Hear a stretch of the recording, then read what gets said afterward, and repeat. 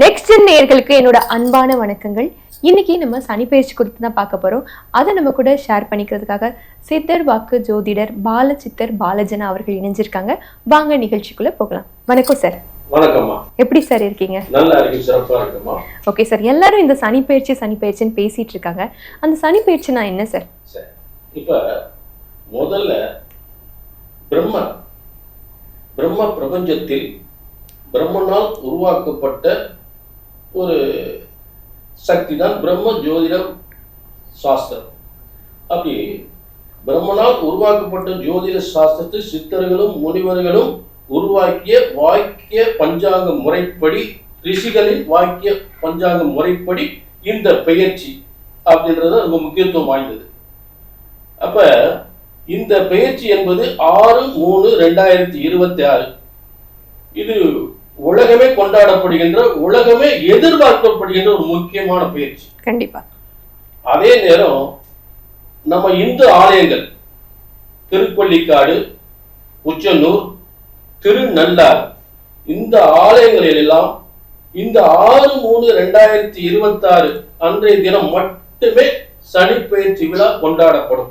இது ரொம்ப முக்கியத்துவமா எடுத்துக்கணும்.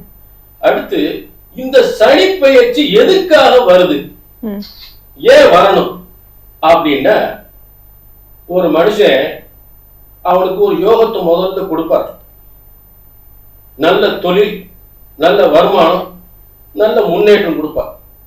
அந்த பணத்தை பாதுகாக்க தெரியல, சரியான முறை நீதி நேர்மையோடு அந்த பணத்தை சரியா தொழிலுக்கோ வருமானத்துக்கோ சரியான முறையில பண்பாடு தெரியல. அதே நேரம் குறுக்கு வழியில ஒருத்தன் குறுக்கு சம்பாதிக்கிறத ஒரு தொழில கொடுக்குறாரு. ஆனா ரொம்ப சீக்கிரமா கோடீஸ்வரர் ஆகணும், சீக்கிரமா லட்சாதிபதி ஆகணும் அப்படின்னு சொல்லி குறுக்கு வழியில நிறைய சம்பாதிக்கிற ஒரு வழியை ஈடுபடுறான். அப்படி ஈடுபடும் பொழுது சனிபன் அங்கதான் வர்றார். குறுக்கு வழியில கோடீஸ்வரர் லட்சாதிபதி ஆகிறான். அவனை இந்த 7.5 சனியாகவும் கண்டக சனியாகவும் அஷ்டமத்து சனியாகவும் வந்து இதுதாண்டா 7.5 சனி அப்படின்னு சொல்லி எல்லாத்தையும் இழக்க வச்சு நடு ரோட்ல நிப்பாட்டிடுவார். கடனாளி ஆகிடுவார். இதுதான் 7.5 சனியோட முக்கியத்துவம் வாய்ந்தது. ஓகே சார், இப்ப நம்ம ஒவ்வொரு ராசிக்கும் தனித்தனியா பார்த்துலாம் சனி பெயர்ச்சி குறித்து. இப்போ நம்ம ரிஷப ராசி நேயர்கள் பத்தி பேச போறோம் சார். சனி பெயர்ச்சி வந்து கடந்த காலத்துல வந்து அவங்களுக்கு நிறைய விஷயங்கள் தரப்போகுதுன்னு சொல்லியிருக்காங்க நிறைய பேரு. இப்ப அவங்களுக்கு எந்த மாதிரி விஷயங்கள் கிடைக்கும் தெரிஞ்சுக்கலாம். பொதுவா காலச்சக்கரத்துக்கு 2ஆம் இடம் சுக்கிரனுடைய இடம் தான் ரிஷபராசி. பொதுவா இவங்க வந்து ஒரு மிகப்பெரிய திறமைசாலி, புத்திசாலி, கம்யூனிகேஷன், இந்த கம்யூனிகேஷன், ஐடி துறை, வங்கி, பேங்க், இந்த மாதிரி ஒரு சினிமா துறை, இதுலதான் வந்து இசைத்துறை, இதெல்லாம் சிறந்த மிகப்பெரிய சாதனையாளர். பேசியே ஜெயிச்சிருவாங்கன்னு சொல்றீங்களா? பேசியே ஜெயிச்சிருவாங்கன்னு சொல்றீங்களா? ஆமா, மிகப்பெரிய சாதனையாளர். பேச்சு திறமை, வியாபார திறமை, அதே இடத்துல ஒரு பேங்க்ல உயர்ந்த பதவியில இருக்காங்கன்னு வச்சுங்க, அவங்க பேச்சு, அந்த வியாபார பேச்சு, அந்த வியாபார பேச்சுல அந்த அளவுக்கு அவங்க பேசி பேசி பேசி ஒவ்வொரு வார்த்தையும் பேசி மிகப்பெரிய பதவிக்கு வந்துருவாங்க. சாதாரண கிளர்க்கா இருந்தா கூட மிகப்பெரிய பதவிக்கு வந்துருவாங்க. அப்படிப்பட்ட திறமைசாலிக, புத்திசாலிக, அதுல வந்து எந்தவித மாற்றமே இல்லை. அப்படிப்பட்டவங்களுக்கு இந்த சனி பகவான் என்னன்னு கேட்டீங்கன்னா ஒரு நட்பு கிரகம், நட்பு, அருமையான நட்பு கிரகம். அப்ப இவங்களுக்கு ஒரு கிஃப்ட் லைஃப் வரப்போகுது. ஒரு கிஃப்ட். இந்த சனி பெயர்ச்சி வந்து மிகப்பெரிய கிஃப்டா தான் அமைய போகுது. அதுல வந்து எந்தவித மாற்றமே இல்லை. சரிங்களா? ஆக இந்த சனி பெயர்ச்சி ரிஷபராசி சிறப்பா தான் இருக்க போகுது. ஓகே சார், இப்போ நீங்க சொல்றது பார்த்தா எல்லாருக்கும் பொதுவானதா இருக்கு. இப்போ இது வயது வாரியா மாறுமா? சின்ன பசங்களுக்கு வேற மாதிரியும் இல்ல அடுத்தடுத்த வயதினருக்கு இது மாறிட்டே போகுமா சனி பெயர்ச்சி பலன்கள்? இப்ப வயதுக்கு ஏற்றவாறு பலன் இருக்கு, அதுல வந்து மாற்றமே இல்லை. இப்ப ரிஷபராசிக்காரங்க கல்யாணம் முடிக்கிற வயசுல 11ஆம் இடத்துல இருக்கிறதுனால நல்ல திருமண வாழ்க்கை, நல்ல திருமண வாழ்க்கை, அதுல வந்து எந்தவித மாற்றமே இல்லை. சரி, ஒரு உத்தியோகம் அவர் படிச்சு ஒரு உத்தியோகத்துக்கு போறோம், அவங்களுக்கு நல்ல உத்தியோகம் கிடைக்கும். அந்த உத்தியோகத்துக்கான இன்டர்வியூ, இல்லாட்டி வெளிநாட்டு பயணமோ இல்ல வெளிநாட்டு உத்தியோகமோ அந்த மாதிரி ஒரு முயற்சி பண்ணும்போது அந்த வயசுக்குரியது கண்டிப்பா நல்லபடியா நடக்கும். அதுல எந்தவித மாற்றமே இல்லை. இப்ப வயதானவங்களுக்கு என்ன இந்த அரியர் கவர்மெண்ட் ரிட்டையர்டு பணம், கண்டிப்பா ரிட்டையர்டு அரியர் பணம், எதெல்லாம் பெண்டிங் பணம் இருக்கும், எதெல்லாம் வந்து அரசாங்கத்து மூலம் வராம இருக்கும், அந்த பணம் எல்லாம் பெண்டிங் பணம் எல்லாம் வந்து ஏன்னா 11ஆம் இடம் சார். எப்படி பணம் மட்டும்தான் வருமா இல்ல விட்டு போன சொந்தங்கள் அது மாதிரி எல்லாரும் வந்துருவாங்களா?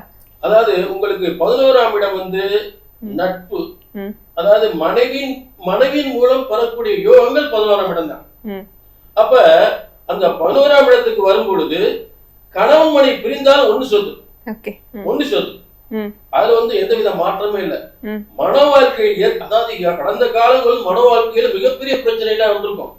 ஆனா இப்ப பிரிந்தவர்கள் ஒன்று கூடுவார்கள், அதுல வந்து எந்தவித மாற்றமே இல்லை.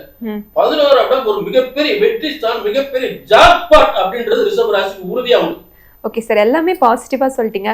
இவங்களுக்கு கவனம் தேவைன்னா எந்த விஷயத்துல சொல்வீங்க சார்? இவங்களுக்கு கவனம் எந்த மாதிரி விஷயங்கள்ல கவனம் தேவை? அப்ப இந்த இடத்துல 11ஆம் இடத்துல இருக்கக்கூடிய சனிபான் முதல்ல வந்து ராசியை பார்க்கிறார். ராசினா சந்திரன் உடல். அப்ப இந்த உத்தியோகத்துக்கும் வியாபாரத்துக்கும் பதவிக்கு எடுக்கப்படுகிற முயற்சிகள் கொஞ்சம் சிறிய தடை, அப்புறம் மிகப்பெரிய வெற்றி. தடை இருக்குதான் செய்யும்.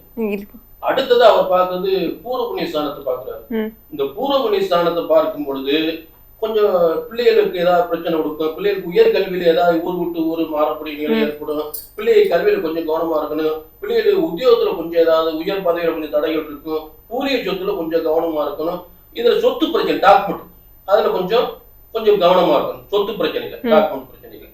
அடுத்த அவர் பார்க்கக்கூடிய இடம் வந்து என்ன பாத்தீங்கன்னா ரிஷபத்துக்கு 8ஆம் இடத்தை பாக்குறாரு. அப்ப கடன், வழக்கு, நோய் பிரச்சனைகள், அவமானம் இதெல்லாம் லேசன் வர்ற மாதிரி நெருக்கடி கொடுக்கிற மாதிரி கொடுத்து காணாம போயிடும். வரவே செய்யும், ஆனா காணாம போயிடும்.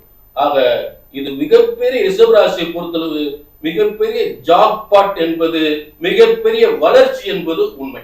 ஓகே சார், இவங்களுக்கான சிறப்பு கோயில்கள் என்ன சார்? இவங்களுக்கு வந்து சுக்கிரன் வந்து ஆதிக்கத்தில் இருக்கிறதுனால அம்பால வழிபடணும். அம்பால வழிபடுவது மட்டும் இல்லாம உங்களுக்கு திருநள்ளாறு போய் வழிபட்டுவாங்க, மிகப்பெரிய வெற்றி. கண்டிப்பா சார், ரிஷபராசினியர்கள் கண்டிப்பா அதை ஃபாலோ பண்ணுவாங்க நம்பலாம். நன்றி சார். நன்றி.